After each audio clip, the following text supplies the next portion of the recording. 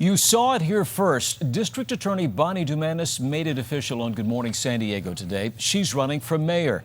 KUSI's Steve Bosch has the story from the newsroom right now. Steve?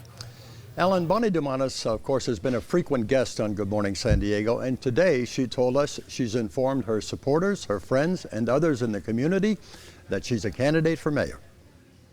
It's a good time in terms of my leadership from the district attorney's office having changed and having turned around an organization that was in troubles. Dumanis has a lengthy resume of public service as a juvenile court referee, a municipal court judge, a superior court judge, as a deputy district attorney, our current district attorney, and serves on several boards and associations. The skills that I've learned from many, many years of public service now will fare well and do well for the city. That's why I'd like to do this. Dumanis has been a close confidant of Mayor Jerry Sanders. I think Bonnie will be a good candidate. I think there's others that will be also. It is early, so the mayor is not yet ready to endorse. At some point it probably will. I would imagine that I'll wait to see until the field fills out, and that probably won't be until the June time frame. We haven't seen a crowded field like this in more than a decade.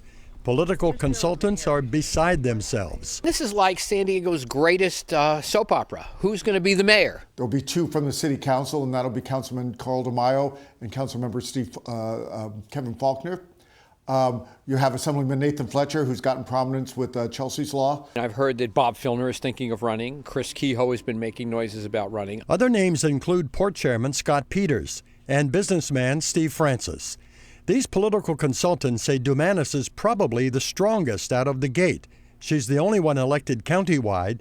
She has name recognition, a good record, and announcing early is part of her strategy. What I feel politically she's trying to do is she's trying to preempt a big chunk of the field. She is definitely the choice of the incumbent mayor. We all bring different things to the table, but I think if you look at all of those folks, what you'll see is I'm the only one that has actually proven leadership and management. But in a primary with low voter turnout and several candidates, it won't take that much to get to the runoff. Because it is a large field, even the top two people will only probably get 10 to 15%. With that lower percentage to get you into the runoff, anybody can win. And remember, both Susan Golding and Dick Murphy finished second in the primary and both won in November. Now, so far, the only two who have committed publicly to run are Bonnie Dumanis and City Council member Carl DeMaio. Alan? Okay, Steve, what about the big elephant in the room, the labor unions? Where will they stand in all this? Well, Alan, it may be some time before we know the answer to that one, but the general feeling is that the labor unions alone cannot elect a mayor, but they can certainly help a candidate get through the primary and into a runoff in November. It's going to be an interesting primary. Steve Bosch, thank you for that report tonight.